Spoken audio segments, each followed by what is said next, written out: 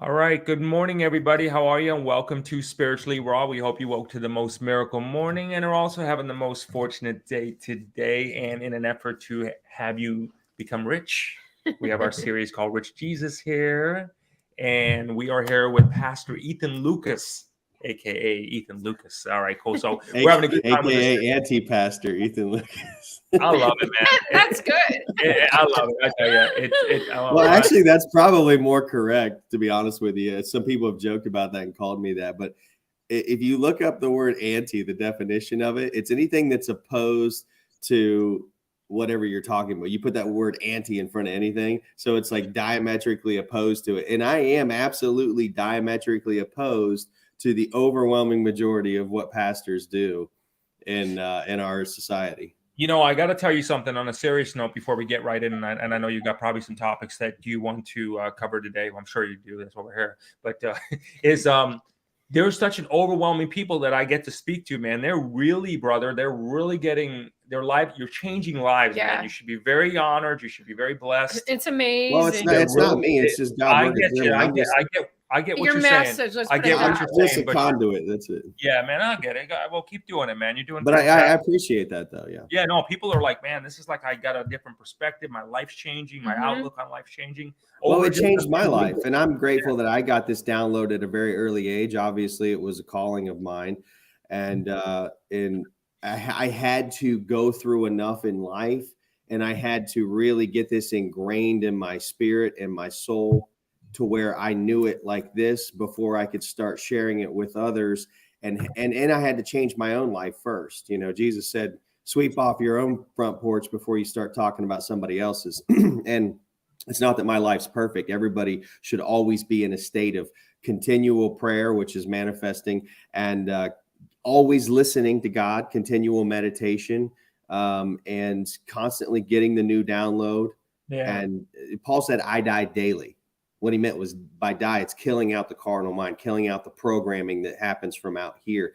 And if you do that, if you constantly crucify the flesh, the carnal mind, the worldly message, the whispering in the ear of all the snakes out here, if you constantly kill that out, then and just listen and focus on building what the download is you're constantly receiving from on high, then, you know, that's when you're going to see the big change in your life. So I finally started to see that probably really starting about a decade ago.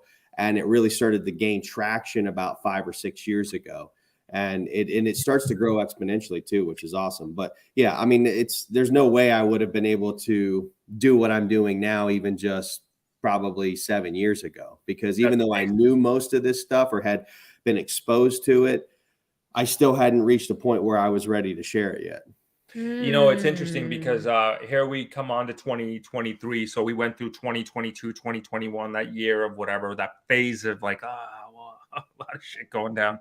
And then all of a sudden, so we can apply this stuff now. So I think by reasonably, we can take a look at like the 2019 to 2022 journey, or 20, whatever that journey, you know, that window, everybody knows what I'm talking about. Yep. But that journey, we can reasonably now start to take a look. It's now time to apply it. So again, I really want to encourage everybody that, you know, is let's just take all of this seriously. And again, make sure you do have your Jesus juice with you, because this is going to be one hell of a ride here. Ethan's link scrolling right there. So again, remember, you're buying this stuff from somebody anyway.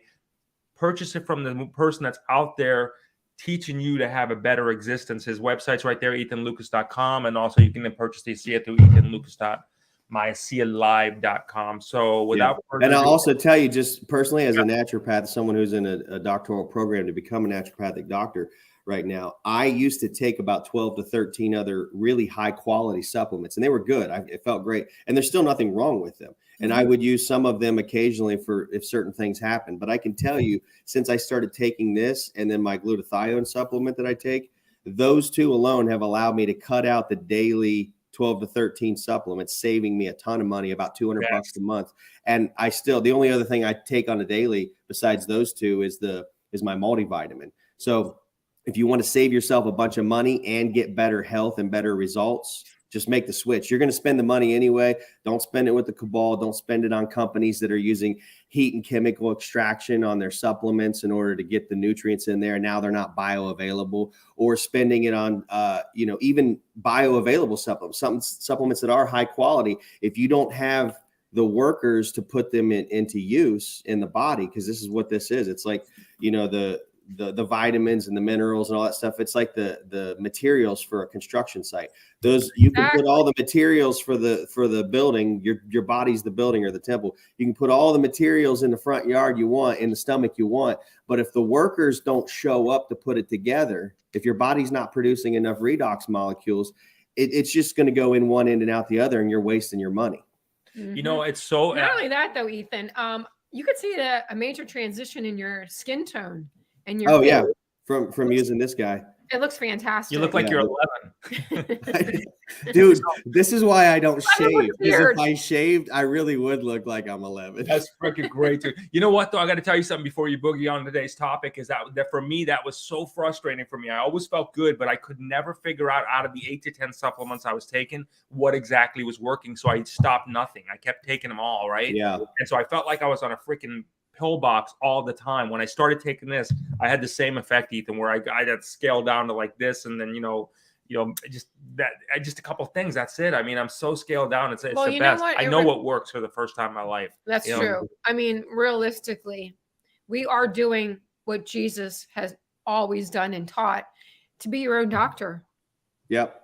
He taught people to go out and heal the sick. And sick doesn't that Greek word that it was translated from, I can't remember off the top of my head exactly what it was, but I've dug into it before, and I remember in my research that the meaning of that word doesn't necessarily mean that you're like in bed, you're sick, like you have the flu or something like that, or you've got cancer, which, this stuff, I'm not, no medical claims, but this stuff will work in the body to make the body do what it's supposed to do to naturally heal everything. That it normally would naturally heal. It just makes it work better. But that word sick, the Greek word that they translated into English as sick, it just means to not be whole, to not be completely well. Right. So when Jesus talks about healing, and that's the whole thing with the gospel. It is not, the gospel is the good news. The word gospel means good news. It does not mean anything religious. There's not one single fucking speck of the gospel that's religious. Religion has been pasted over top of it. The gospel has been hijacked by the church, which is a religious organization, which is man's attempt to be like God, or man's attempt to connect with God without doing what God said to do, doing their own things. Like Jesus said, the doctrines and commandments of men. And he said, they worship me in vain. So this whole thing with Jesus saying, heal the sick, he's saying, go out and make people better, no matter what their condition is. Feed the poor. Well, how do you feed the poor? You've got to teach. Again, it's that old adage, give a man a fish, feed him for a day, teach him how to fish, feed him for a lifetime. So we do that same thing with this too. Use it for yourself. You see the results. You don't have to sell it. It sells itself. It's like food in the desert. Do you have to sell food in the desert? No, it sells itself. You know what I mean? Like this is literally food in the desert. It is.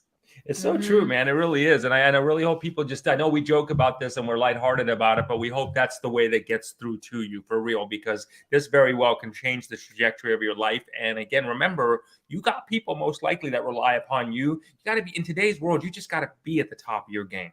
You got to be at the top. Well, and what's funny is like people will complain about genuine people sharing things that they know from personal experience and from the personal experience of other people they know very well, and thousands upon thousands of testimonies of people that they know, and they'll be like, well, this is kind of weird. I don't know if I trust it. Yet they'll sit and flip on the fucking boob tube with media ads that are paid for by big pharma and other nutrition companies that have billions of dollars backing them so they can sell you garbage in a bottle. And you're like, this makes sense. It's on TV, so it must be good. Or I heard it from a credible source. We've got to flip the thinking. Jesus, he dealt with this in his time. Everyone thought when Jesus showed up that the church was the credible source. He said, no. The credible source is in here. It's all of you. Be honest with each other, help each other. The church is here to rip you off. The media managers are here to rip you off. The people with the billions of dollars with an agenda are here to rip you off. Stop buying from them. Stop using their system. Stop buying into their ideologies. Look at your life. It's a living example of what you've been buying into. So if it's not where you want it to be, obviously you make a change. That's the definition of insanity, doing the same thing over and over and expecting new results, right?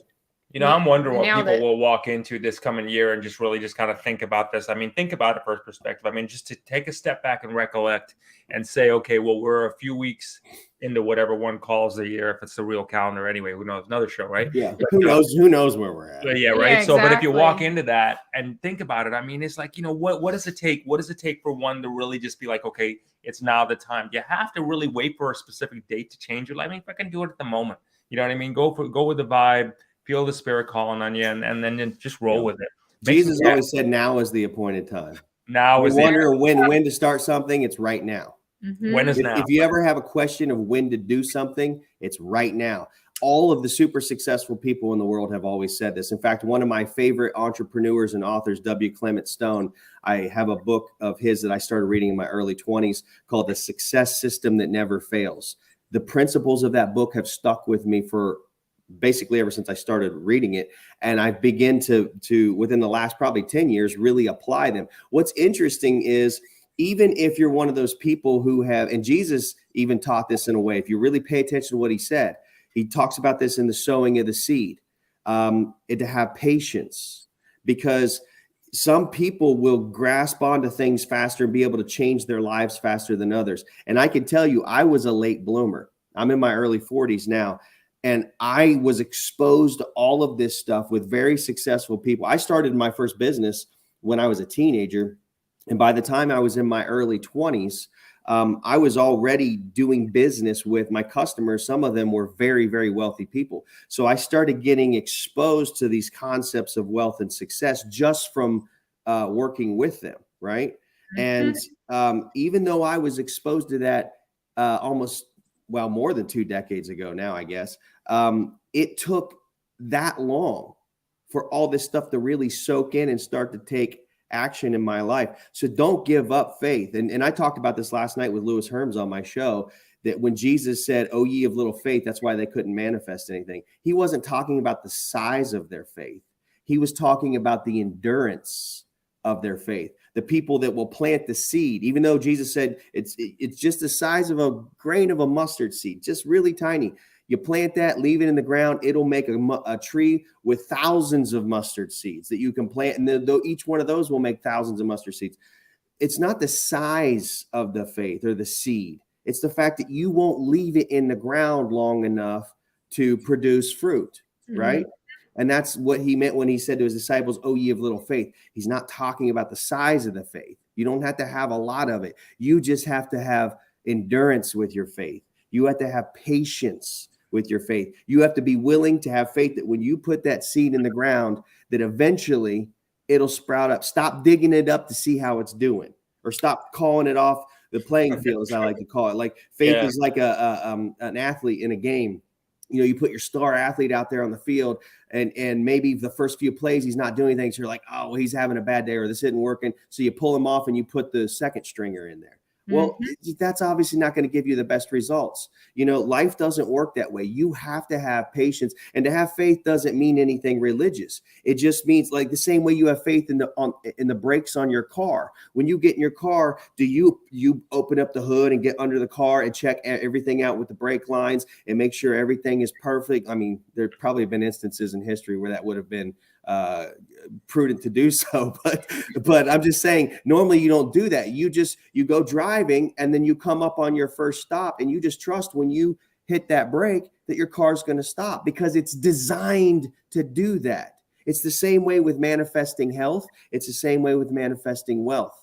If you don't believe that it's going to work, you're not going to apply the pressure to make it work. It's the same thing with your brakes. If you didn't believe the brakes would work, you probably wouldn't get in the car. But if you were dumb enough to get in the car, even though you don't believe the brakes will work, you're probably not even going to try to use them. You're going to start downshifting and like trying to hit the curb to slow you down and all kinds of stupid shit like that, right? And this is what people do without even realizing it. This is what they do with their own personal lives when it comes to faith. Faith is not something magic. Faith is a universal law. It's just simply believing in what is the law. Remember, the scripture says, be not deceived. God will not be mocked. Whatsoever man sows, that shall he also reap. So if you actually sow something, God is not going to be mocked. If you go out in your yard and you have the right soil conditions and there's enough water and sunlight and all this, and the temperature's right, and you plant a tomato seed, do you really, and there's nothing wrong with the seed, do you really think that God is going to be mocked and that seed is not going to produce fruit? No. That seed will always produce fruit as long as it's in the right conditions and there's nothing wrong with the seed. As long as there's nothing wrong with your faith and you're doing it under the right conditions, be not deceived. God will never be mocked. You will get a return on that seed. A lot of people get tripped up between faith and hope. From your perspective, are they the same or are they totally different entities altogether or energies? I'm sorry, say the two again. Faith and hope. H-O-P, hope. Yeah, hope is actually a lack of faith. Hope is a lack of faith. Yeah, it is. I mean, it can be. And now there are times in the Bible where it says that we have a hope, but I would say, and that's fine to say that in a sort of a poetic way, because I think a lot of times it was used in the Bible as more an artistic or poetic way, because, I do this stuff when I write as a songwriter, when I write songs too, or even as an author who writes books, I'll use words poetically sometimes just because, it kind of fits the cadence or the feel of that part of the book or the song or whatever. But it's not something that I'm necessarily going to use in a strict manner when it comes to the fundamentals of my life. I'm not going to. In fact, if I hear somebody say something that goes against the will of God for my life, which is health, wealth, love, and happiness, I will rebuke them. And a lot of people, I've had people get pissed off. They say, well, it looks like, things aren't going all that well for you right now, because they see something. That's their perception. I'm not going to let that bleed into my consciousness and as a seed and manifest itself in my life. So I'll say, I rebuke that in the name of Jesus. I'm happy, healthy, and wealthy. In fact, that's one of the things that the author I was talking about, W. Clement Stone, he would always say. That's one thing that stuck with me with that book. And I did it for a long time. And maybe that's part of the seed that helped to blossom in my life to give me any success that I've ever had. Because when he would introduce himself to somebody or somebody would ask him how he's doing, he would always say his only response was, I'm happy, healthy, and wealthy. And I love it. And the guy died a multi-millionaire. Yep. And that is it's keeping the energy alive all the time. And you're pushing away anything.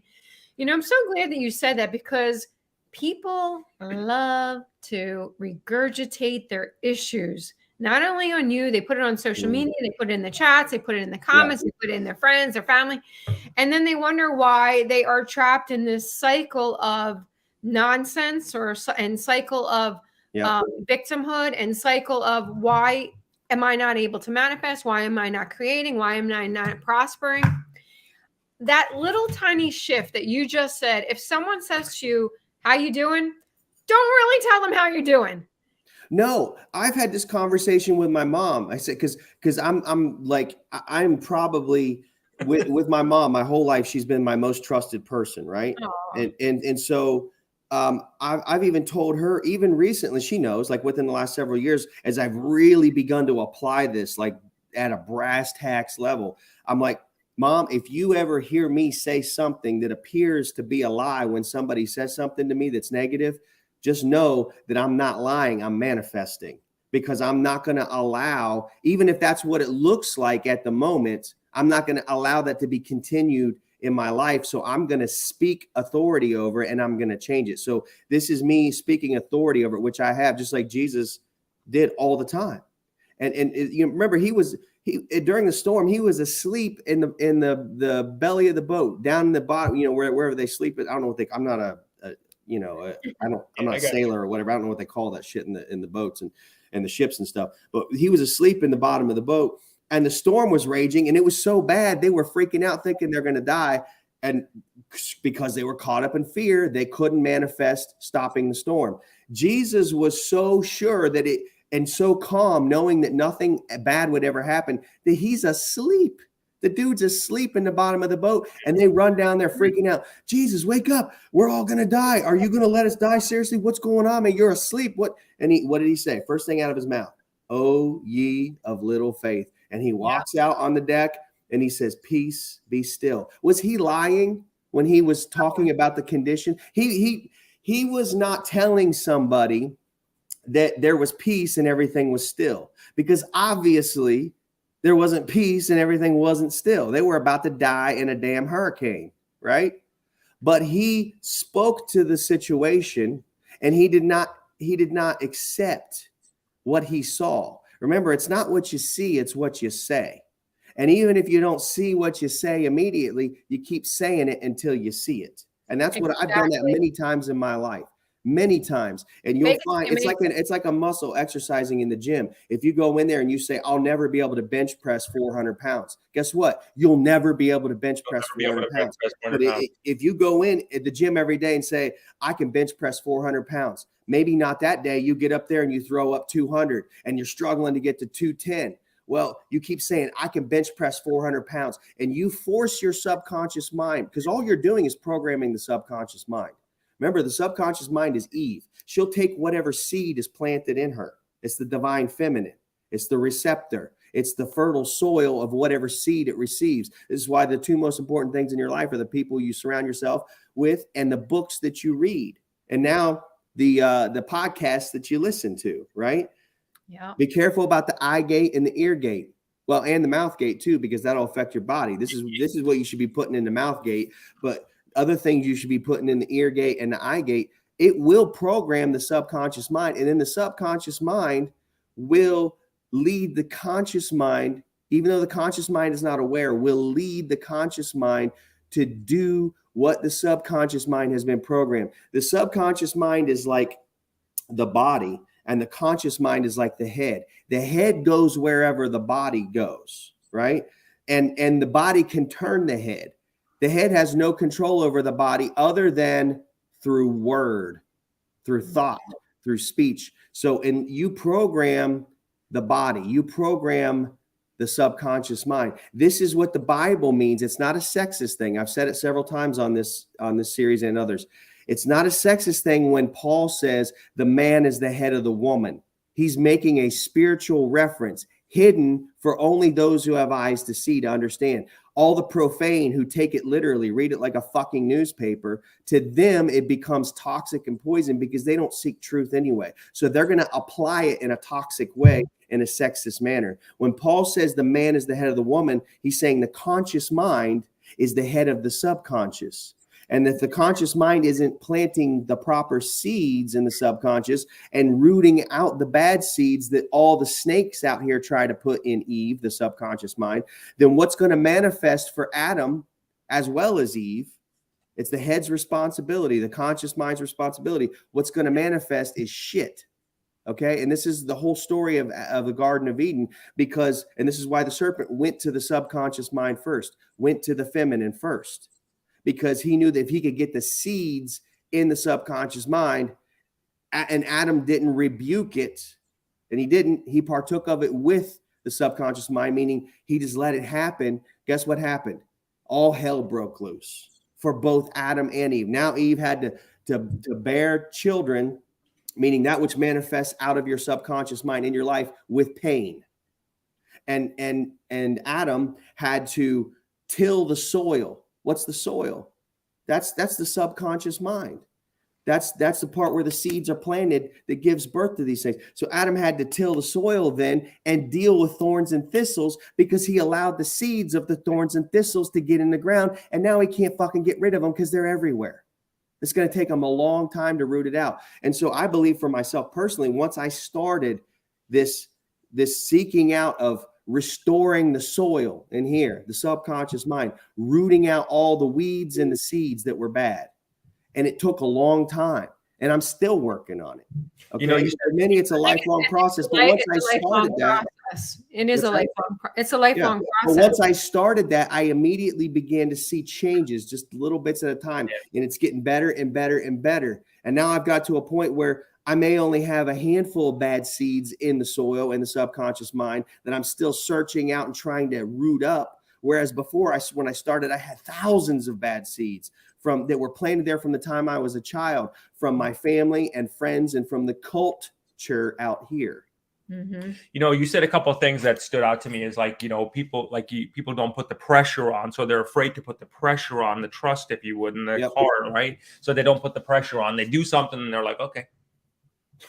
They don't put the freaking pressure on it. And that's a good thing. It's like, that's your action. Because right? they don't believe it's going to work. Right. So you got to do that. You're right about that. Like every time I tell you, for me, man, I'll do something. You know, everybody's got their own way, but I'm like, you know, I'm not sitting there like, oh yeah, you know, can you, would you, kind of like that. I'm like, okay, let's do this. Yeah. You know, let's do this. Let's roll. Let's go. Like whoever's there, whatever's there, let's go. You know what I mean? This is what it is, and do that. And you know, something interesting I thought that really kind of put things in perspective for me even more, you know, as one of the daily things. But someone said, hey, you know what? If you knew you had company coming over and you were given 30 days to clean your house, you know, you'd clean your house in 30 days, right? If you knew you had company coming over and you had a day, everyone's going to wait till the last day. But you'd clean your house in a day and you'd get the same damn job done. You know what I mean? It just puts in, and I guess is that subconscious mind you're talking about, right? That's. Well, you are. It's like, you already know you can do it in a day. So why not do it on the first day? And then why not keep it that way? Right? Exactly. Most people need. That's how I think, Ethan. Yeah. And this is why socialism and communism fail, because most people will not on a daily basis do the things that are needed to be done. They have to have a hardcore reality check called capitalism, meaning if you don't perform, then nothing happens. You know, the whole universe, people say, well, Jesus was a socialist or a communist. The fuck he was. You know, the Bible says that he's the word, he's the logos, and he created everything that you see. The whole entire universe is built on capitalism, survival of the fittest. So you tell me, if Jesus created everything and it's all survival of the fittest, it's all, if you don't perform, you don't get shit. Does that really look like communism or socialism to you? Now, here's the amazing thing that they miss. Not only was he a capitalist, but he was a conscientious capitalist. This is where people fall short. A lot of people are like, I want to be, I'm a capitalist, hardcore, but they're not conscientious capitalists. They're still with the Pharisees and the Sadducees and all the religious minded people. They're still with the Democrats and the Republicans and all the political parties. Political parties are just fucking religions. They're secular religions. So anyone with a religious mindset is not a conscientious anything. They're a selfish prick. Okay. And that's why capitalism looks evil to some people, mostly because they already know what's in themselves. Because a lot of times, you know, what's out here is just a mirror for what's in here. Not always, but sometimes.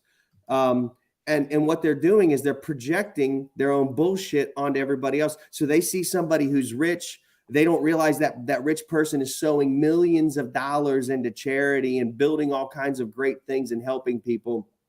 And the reason they're able to do that is because they don't have little faith. They have great faith. They put it into exercise. They sow and they sow and they sow, and then they reap and reap and reap. That's the law of God. So if you sow one seed, unless you're fucking it up or doing something wrong, you're going to reap a harvest. And whoever's responsible with the seed that's given to them, they'll be given more. Jesus said that he who hath, more will be given. And he who hath not, it'll be taken away. This is a universal principle. Does that sound like a communist to you or a socialist to you? That's a conscientious capitalist. That's somebody who's responsible with resources and energy and wealth, because God doesn't squander anything. Most capitalists do squander things. They're very selfish. They're operating in the reptilian brain. It's all about fear, lust, survival, and whatever. It's all me, me, me, me, me. Right? But what did Jesus do as a capitalist, as a conscientious capitalist? He it wasn't me. It was, I need to focus on the correct principles and laws that are already in place. And once I am a good steward, we've talked about being a good steward in this series. Once I'm a good steward of those things, more will be given to me. And then the more that's given to me, the more that's given to me, and then the more that's given to me. What do I do with this excess? My cup runneth over, like David said in Psalm. What do you do with the excess? Now you can sow into other people and teach them the same principles to do the same thing. Now, magically, all of a sudden, the communist or socialist argument falls apart because you've got people operating in conscientious capitalism instead of selfish and crony capitalism. And now it starts producing abundance beyond all you can ever think or imagine for everybody. The reason why, even though we're in a capitalist type system, is because it's not true capitalism. It's crony capitalism, which essentially is a form of socialism or communism. But even though we have the appearance of capitalism and the ability to operate on capitalistic principles, most people never truly do.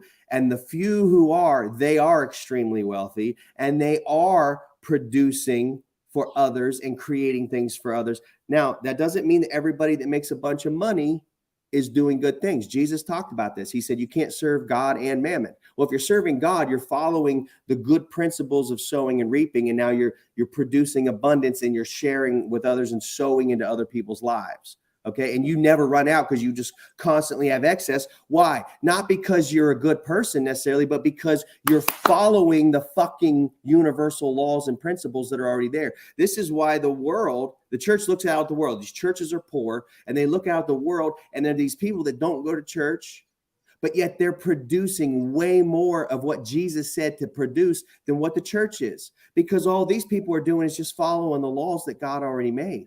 This is really simple. The Bible is not a religious book. It's a book of law and human psychology. And once you understand that and you have enough integrity and honesty with yourself and others to put that into practice and be willing to put your programming and your bullshit ego aside, then you realize, okay, I've been doing this wrong. I'm getting rid of my pride. I'm going to sit down and learn what this really means. And then I'm going to take those biblical principles and I'm going to apply them in my life and in the lives of others. Doesn't mean you're going to do it perfect all the time. I fail a lot. But you know the best thing about failure? It's the greatest teacher. And every time I fail, it makes me better and better and better. I don't sit there and bitch about, well, you know, my cousin died of cancer and we prayed to God, and God just, it must have been the will of God that God needed another gardener or some bullshit. No, it's, oh, ye of little faith, including the person that died. And I know that sounds harsh, but guess what? Go take a trip out to the Serengeti and watch the animals, and we'll talk about harsh. Okay. It's, life is not fair, but you have an advantage as a sentient, conscious human being. God gave you the gift of that sentient consciousness, just like he has, so that you can use the same principles that God uses to be a God in this world instead of a fallen entity. Jesus said in John chapter 10, I believe it was, have I not said you are all gods? Lowercase g. Just like when a mom and dad have a baby, no one's going to say, well, that's not a human. Well, of course it's a fucking human. It's just a baby human. Just like, of course you're a God. You're just a baby God. You can't do everything mom and dad can do because you're a baby. You don't have that ability yet, but you're still a human. Right now, you're still a God, but you're still a baby, and you're not going to develop and bloom and become what you have the potential to become unless you start listening and applying these things and making the changes in your life. God's a gentleman. You have free will. He's never going to force you to do anything. If you want to wreck your life, if you want to buy into all the cultural programming out here, if you think that it's humble and pious to be broke, great. You can have whatever you like. It's just like the fucking rap song. You can have whatever you like, right? And that's exactly what you're going to get.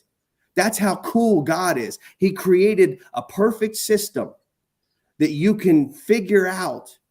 You have the right to, and it's not even that hard. And once you do, if you start applying it, it'll work for you every time. God won't be mocked. The laws will never be broken. But if you want to sit in your own little fantasies and you want to hold on pridefully to what you've been programmed with and be broke and sick and busted and disgusted like the rest of your friends and family, then that's exactly what you're going to get.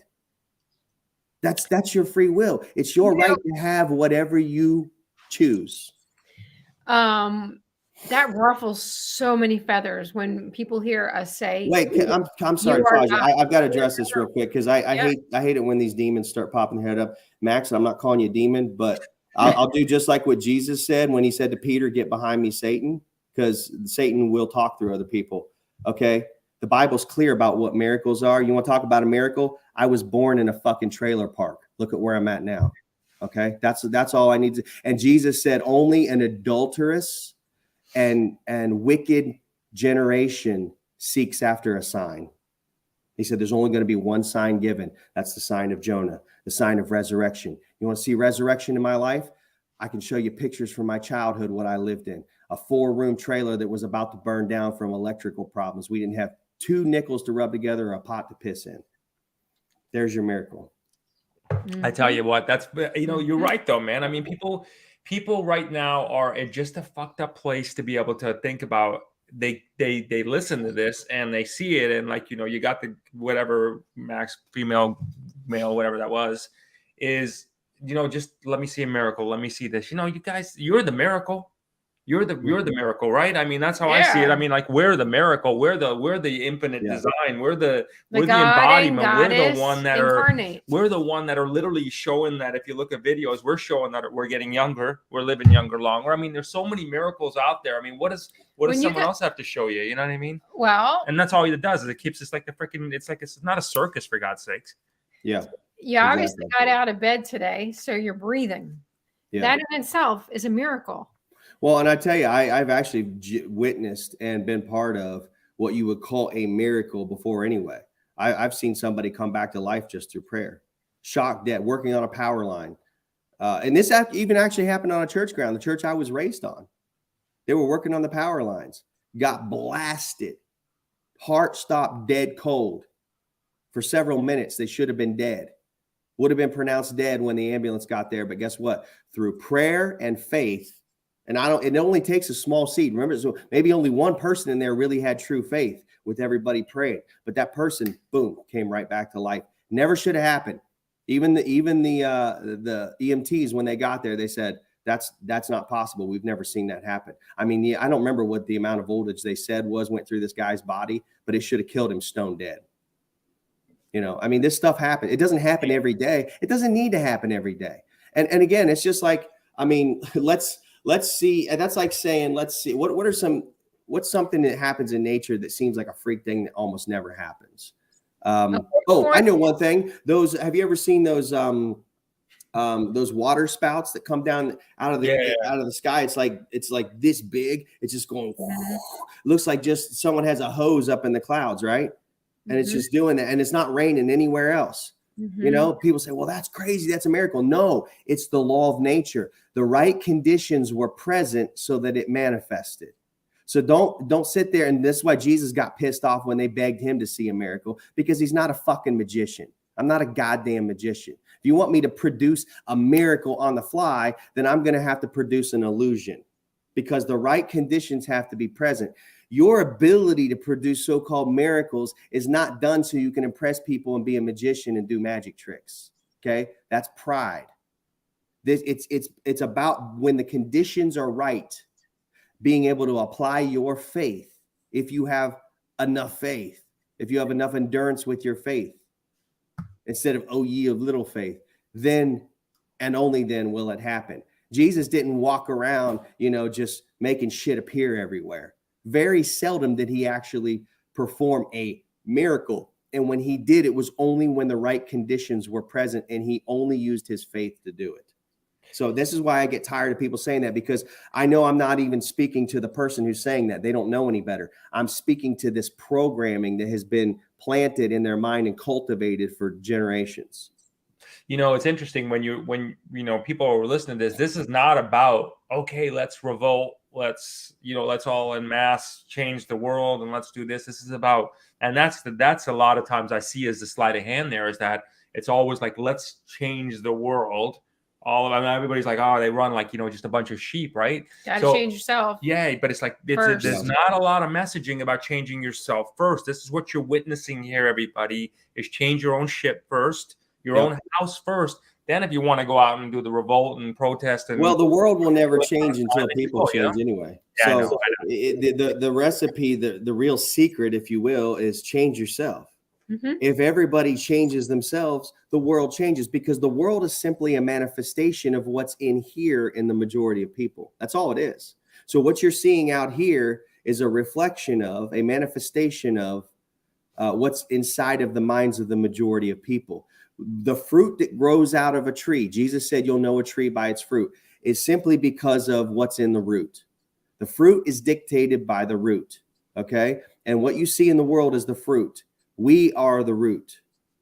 And so if we don't have the right seeds planted, you can go to the store, buy a package of seeds, right? And it says, these are carrots, and you plant them, right? And then all of a sudden, a little while later, when they start to grow and sprout up, you start noticing tomatoes coming off of them. You're like, those aren't carrots. Those are tomatoes. Well, the package said they were carrot. I don't care what the fucking package said. You can shit in a jar of peanut butter and seal it up, and it says Jif on it. That ain't fucking Jif. It's shit. So you can't look at the label. You have to look at what's inside. Don't look at, everyone's looking out here, blaming everything and hoping for everything out here to save them. It ain't coming. It ain't going to happen, because what you're seeing out here is a reflection of what's in here. That's you it. hear that, everybody? Did you just get that, everybody? Let's there you repeat go. that one. Let's repeat Nothing that one. Everybody's coming to save you. Everybody's looking out there for something to happen. Well, even Jesus said that. Why do you think he left? After the resurrection, and he appeared to his disciples, he took off. Now, if he was coming here to save everybody in that sense that they think he's going to set up a kingdom, he's going to have a throne in the temple over there in the fucking Middle East because it's a holy land, there ain't nothing holy about it. You're just going to go over there and get blown up in a fucking bus. That's what's going to happen. But he's not coming to set up shop anywhere, because if he was, he never would have fucking left. Could you imagine being a parent and your kids are in trouble and you're going to save them, right? Let's say they're at a school and there's a school shooting, and you show up at the school and you're like, here I am, and you have an opportunity to save your kids. And you're like, well, I just wanted to make sure you were okay for now. I'll be back later. See ya. I mean, that's the teaching of the church, that Jesus shows up, does a little bit of something, gives you some ideas to hold on to. And it says, you know what? I know the world sucks. It's really evil. But I just want to come check on you real quick and do this real quick thing I had to do to die for your sins. But I'm going to go now, and I'll see you in a few thousand years. I'll come back then. In the meantime, try to hold down the fucking fort. I hope you're okay. It's fucking stupid. Yeah. Like it only takes a little bit of common sense mental exercises to figure out that that's not what the Bible's telling you. What the church is telling you is not what the Bible's telling you, because they don't know how to read it. What's so fascinating about that is as you say that, it sounds so freaking stupid, right? It really does. Yeah. But it's still just, it's not connecting with so many people still. It's still not connecting. That's because there are so many people out there saying the opposite. They're telling you to wait for this cosmic event. Yeah. Solar flash, this putting RV. Their shit out there. That's not what the ascension is. All this 5D stuff and ascension. Dude, your body's not going to change and float off in the sky. All the church people believe that shit too. The New Age people believe it's not going to happen. The ascension happens in here, and it's a slow blossoming process. My thought on that is, more than likely, unless somehow you're so spiritually adept like Enoch or Elijah, who just ascended to heaven. I'm not saying it can't happen. So I'm not saying these people have a completely false belief. What I'm saying is that's not what's going to happen for the majority of people. So unless you're that highly elevated at that level, that's never going to happen. This body, this avatar is going to die, and then your ascension is going to take place for the next life or the next place you go to. That's where ascension takes place. Look at how it's been played. I mean, if you look at it logically, how it's been played, there's the rapture, right? Like you hear about. Yeah, which is not biblical either. That shit was made up in the late 1800s. But and then there's like okay, so that's that. Look, just wait for this, everybody. There's a rapture. Look how you're being played here. Now, okay, so you jump from that to this. Now there's a solar flash. Well, it's because they want to constantly, they teach these things. They're trying to, it's like, whatever's out there is really fucking with your head. You got to look at this. Both Yeah, sides it's because the same story. they want to teach these kind of things because they want to keep people frozen like a deer in headlights. As long as you're not moving and doing anything to help yourself or help others, you're constantly looking for an event or for someone else to save you. They got you exactly where they want you. Stop buying into the bullshit. James said, faith without works is dead. You can believe in whatever the fuck you want, but if you don't put action behind it, nothing's going to happen. It's dead. Actually, what you're talking about a minute ago was, I haven't posted this yet. I was going to, but I need to. It's I did some research on this. It's actually true. Psychologist Stanley Milgram found that 80% of the population do not have the psychological or moral resources to defy an authority's order, no matter how illegitimate the order is. Therefore, only 20% have critical thinking capacity. And that's why the world is the way it is, because you've got the 80%, you've got the patients running the fucking psych ward is what it is. So ask yourself, everybody, are you a victim or are you a willing participant? Where are you in this game of life? Because it feels like we've all been handed the same set of tools, right? Oh, absolutely. Everyone has the same opportunity. Now, some people do have some disadvantages. Some people, are born with deformities or whatever, and that's unfortunate. But I really feel like that falls on us collectively, because had we already manifested the kingdom of heaven on earth, people would not be born with deformities now. You'll know a tree by its fruit. That's the evidence that we haven't yet manifested what our full potential is of manifesting. I've seen a lot of people with severe, and I mean severe, disabilities that do miraculous things. Yeah. And you think to yourself, how the hell are like these people with no legs, people with no arms? Quadriplegics. I mean, not that I'm even just using this guy as an example. Stephen Hawkins. Yeah. Whether he was a vegetable, like, and he would roll around in this chair and move shit around with his eyes and his mouth. Right, exactly. But he did it. Right. He's like, fuck it, I'm here. I got to make the best of it. He couldn't even talk, and he got a computer to talk for him.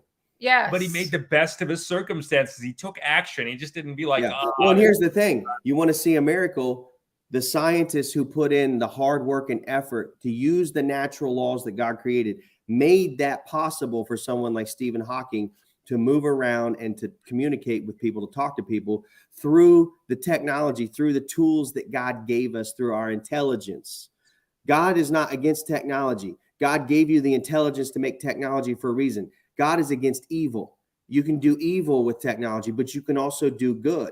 Just like a knife, you can do evil with a knife. You can go stab a bunch of people in the mall with a knife. That's not what your intelligence and your ability to create a knife was given to you for. It was given to you so you can create a knife as a tool or a cooking utility or whatever.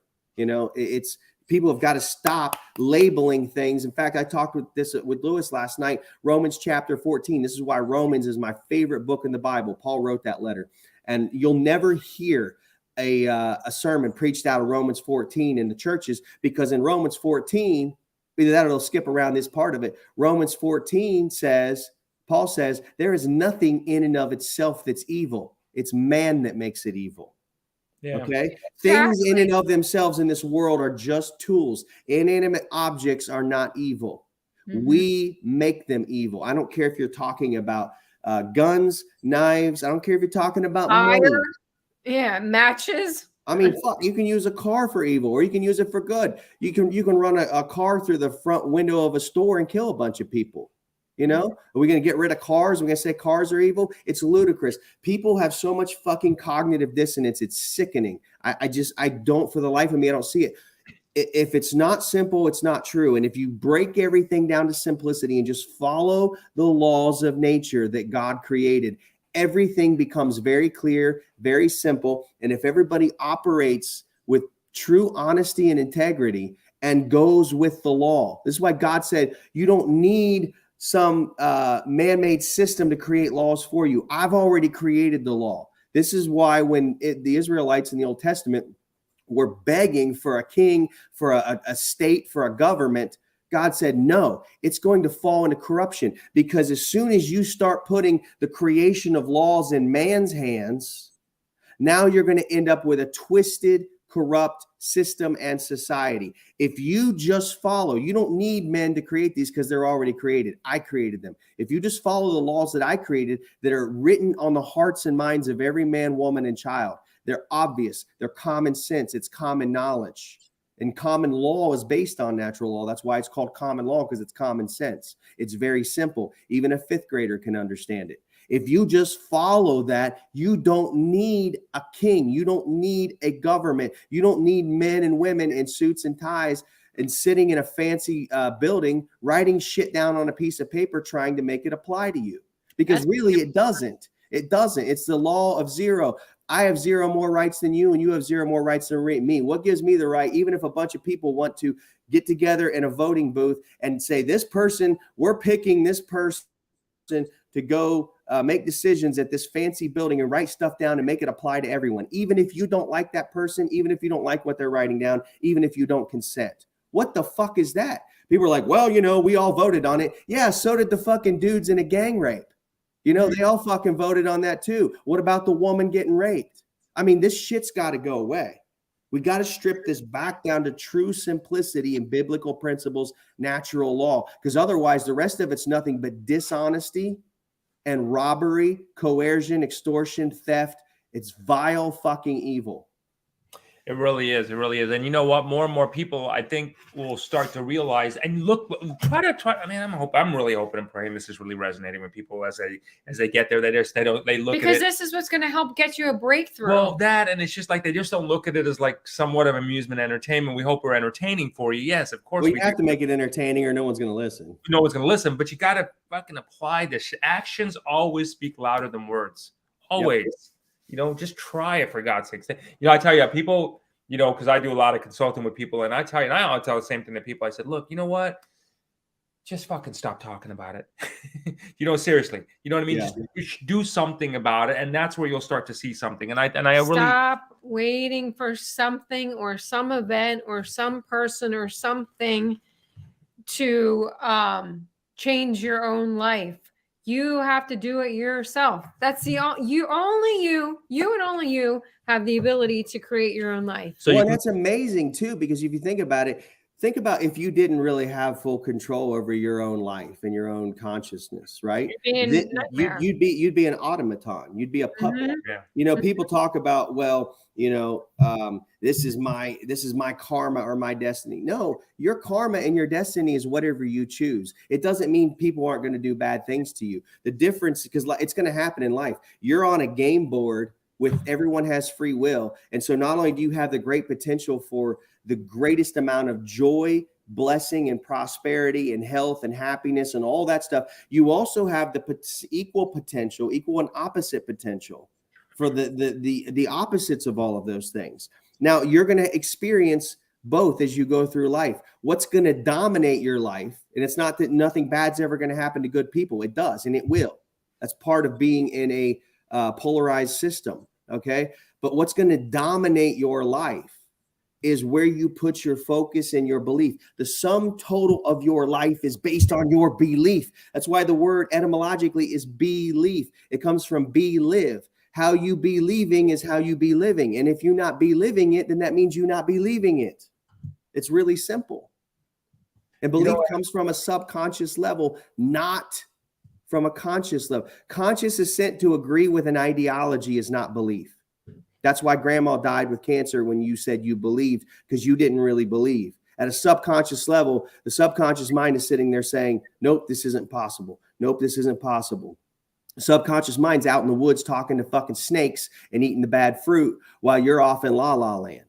Okay. Yeah, right. You've got to get the subconscious mind in check. You have to subjugate the subconscious mind to the conscious mind. Paul said in 1 Corinthians chapter 11, he said, it's either 14 or 11. I think it's 11. He said, God is the head of Christ. Source is the head of Christ consciousness. Christ is the head of man, or Adam, the conscious mind. And man is the head of woman, Conscious mind is the head of the subconscious mind. If you don't have that hierarchy in your life is going to suffer. All Paul was doing is saying, get this hierarchy straightened out in your life, because all your life is a sum total of your belief or your consciousness. If source isn't the head of your higher consciousness, Christ consciousness, and that higher Christ consciousness isn't the head of your left brain consciousness, and that left brain consciousness isn't the head of your right brain subconsciousness, and you don't follow the laws and principles that will allow for a good life, then that's your problem, and you're going to suffer the consequences. That's all that was being said. So can you take this, everybody? I mean, can you really just take a look at seeing the simplicity of what's being said here? Take, you know what I mean, and really apply it in your life. I mean, as we make a turn into this new place, if you measure your life by a turn of a year, then it is what it is. But if that's what it takes, can you take this? Can you apply this in your life right now? Can you show that this coming days ahead of you are just going to be a lot better and a shit ton better than what you've been experiencing right now?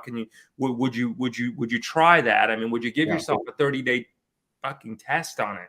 Just give yourself 30 days on it to really give it a go. And not only that, for the next 30 days, don't blame anyone else for what's going on in your life. Don't put your fucked up shit out on social media either. It's not your brother. It's not your cousins. It's not your employer. It's not your boss. It's not your coworker that's fucking up your life. No, actually, I saw something amazing the other day. Somebody posted a meme. It was a picture. I think it was hanging in a hallway at a school. It was brilliant. Had all of these mirrors underneath these words. And at the top of it, it said, are you ready to meet the person responsible for each one of these things in your life? And under each word, it had a mirror, right? And they were words like your grades, your finances, your success. I don't remember all the things, but it was brilliant because it's so true. And before I forget, somebody asked if I have a YouTube channel. No, I've been kicked off of YouTube. 5-6 years ago, I started my own website, ethanlucas.com, because I was kicked off of Facebook, YouTube, repeatedly kicked off. And so I just gave up. I created my own platform. My live shows take place on ethanlucas.com. That's where the Ethan Lucas Show is. I also have a Telegram channel, which is my main social media. I announce all of the live shows on the Telegram channel. The Telegram channel is Ethan Lucas Show. And on my website, you'll see the links for all my social media. But if you want the announcements for my live show, typically you have to be subscribed to my Telegram channel, Ethan Lucas Show, to get those updates. Follow that. And because I don't have a schedule for it. There's no schedule for the live shows. It just happens when I schedule guests or when I go on myself. I also have a Rumble channel. Ethan Lucas Show is the Rumble channel. And I post the replays of the live shows, usually immediately after the live show takes place. So that answers that question. Yeah, it does. And all right, and again, remember, when you go to ethanlucas.com, just remember he's got stuff there that you're getting anyway. And really, if you haven't, as you turn this thing in your life, look at the energy we all possess here. Hey, watch our videos from before. You've been watching this over 10 weeks now. This is series 10. Watch how all of us looked 10 weeks ago. Now look at us now. Look at us now. Just really take a real good look at this stuff. And if you're ready for that, you really need that breakthrough in your life, and you know who you are, and you need to hit the reset button. Well, go and get it for yourself, for real. This is it. This is, I think, what we've been waiting for. Yeah, and don't feel guilty or feel like it's not working and give up and become the people that have, Jesus said, "Oh, ye of little faith." They gave up because they didn't see immediate results. You've got to get out of this microwave society mentality. You're not always going to see immediate results. Remember when Jesus cursed the fig tree, he cursed it and he said, "You'll bear fruit no more." Nothing happened to the tree. They came back the next day, 24 hours later, passed by the same tree, and all of a sudden it said it was dried up from the root. It took a whole day for what Jesus spoke to manifest. Okay. But the interesting thing is it was getting you to focus on the root. It said, now, it didn't just say the tree had withered. It wanted you to understand that it was dried up from the root. Jesus attacked the root. Jesus' focus was on the root, the spiritual, the conscious. Where are the roots? The roots are where the seeds were planted. Where are the seeds planted? In the subconscious mind. So if you want to straighten out your life, you've got to go where the root is, where the seeds are planted in the subconscious mind. It was not until I began to do self-hypnosis and dream work therapy on myself. And I understand how to do that because that's what I went to school for, was psychology. And I've actually probably learned more about psychology ever since I studied psychology at Ohio State. Ever since then, I probably learned way more than I ever learned at Ohio State in their secular cabal state program that they want to spoon feed people. You learn some stuff, but you don't learn the really good stuff in this state schools. But I can just tell you that, as a matter of fact, since I've begun practicing self-hypnosis and dream therapy, because the dream world is a subconscious mind. The reason it's always in these weird symbols is because that's how the subconscious mind communicates. It doesn't speak language like the conscious mind does. So you have to begin to, when the two become one, remember that picture of Jesus we talked about? He's pointing to his heart. You become heart-centered when the two become one. The conscious mind, left hemisphere, and the subconscious mind, right hemisphere. Those two have to become one. Right now, they're divided. They're split. Yeah. That's what the fall is. This is about, Carl Jung called this individuation. Okay. And Carl Jung was one of the greatest psychoanalysts of all time. When you can unify the conscious and the subconscious mind, right and left hemisphere in sync, that is when you can begin to take authority. The conscious mind has no authority over Eve if he doesn't know what she's off doing, talking to snakes in the woods, right? You've got to unify the two, have the connection. Then you can go through the subconscious mind and start digging through that soil and rooting out all the weeds and the bad seeds. And I started to do that in my life many years ago. And there was a repeating problem I had in my life that I saw over and over and over. Even though I was consciously aware of it, I couldn't stop it. It kept manifesting over and over and over. And I was consciously aware. I'm like, why is this not stopping? Why is this not stopping? Once I finally entered into my subconscious mind in the dream world through self-hypnosis and self-dream therapy, I was able to find that seed, uproot it, and I took it out. And as soon as I did that, from that very day moving forward, the issue never manifested itself again. And this is something you won't learn from churches. They don't want you to know how to actually fix your problems. Yeah. They want you to just keep taking their drugs, just like a lot of these witch doctors out here. And you know who I'm talking about. I'm not talking about the guys in the woods wearing grass skirts and bones through their nose. Okay, I'm talking about guys wearing white coats. They want to keep feeding you their poison, their drugs, to keep you addicted, to keep you just healthy enough to keep you alive so that they can keep selling you their bullshit. Churches do the same thing, even if they're not aware of it. And most witch doctors aren't aware of what they're doing either. But that's why the Bible calls it pharmakia. Pharmakia is where we get our word for pharmacy. That word in Greek, pharmakia, means sorcery or witchcraft. So it's the same thing with the Bible and church.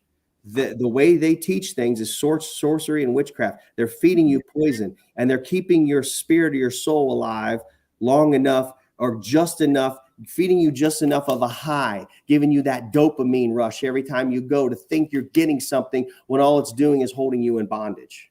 So don't be held in bondage, everybody, and just really take a look at this. Apply this information that you've heard here today. Make a better life for yourself. Take action. We are in the point now where we got a boogie for you, but we do want to wish you the greatest year ever of your life.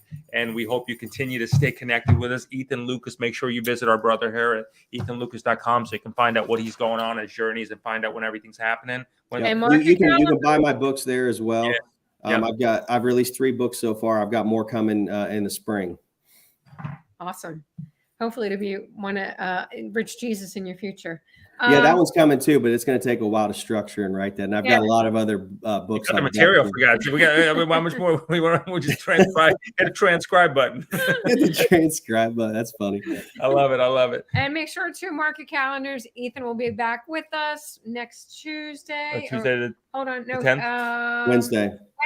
Wednesday the 4th. January 4th. Yeah. Can you imagine when we see you next time? It'll be January. And everybody will have been rich by then, because you get to hit the reset button if that's how your mind thinks. So Ethan, brother, we love you, man. Thanks for all your service. Can I leave you with one scripture to think of as we close this out? Psalm 119, 130. I don't know if I've ever heard this spoken out of any pulpit anywhere in the world. Probably it has, but this is a great scripture, but it's hidden.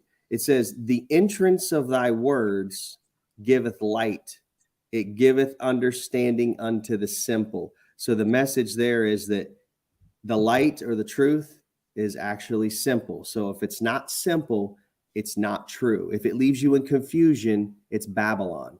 If it's simple and it's light and it's truth, it takes no effort. It's easy to see. It's easy to put into action. It's easy to experience. God is simple. It's Satan that's complicated. Very, very right. well said. And we'll see you all next year. And yes, for someone asking, yes, you can get this in England too. So do reach out to us. So anyway, everybody. Well, real quick, for those of you that are going to be hanging around till what time's Jason on? I think in about a few minutes. Yeah, I think it's 11:30. Okay. We have a live with Jason, so make sure to stick around. I'm sure that it will always, as is, fun. Ethan, we love you, brother. Again, thanks for your service, and we wish you Yep. all the love in the world, man. You do just fantastic work. You're making people's lives better. Killing So it. may you always get everything that you all that's coming to Well, you. we all get what we put into it. Remember, God's not going to be mocked. Whatever That's you right. sow, that's what you're going to reap. That's what I'm saying. All right, everybody. Thanks for hanging out with us as you always do, and we will see you next time, whenever that next time is. And See you guys. together, with Ethan's help, we are turning the universal key to global harmony and creating a unified world. Thank you so much for tuning in. And remember, tune in often, tell all your friends, and most importantly, may all your beautiful dreams come true. Many blessings.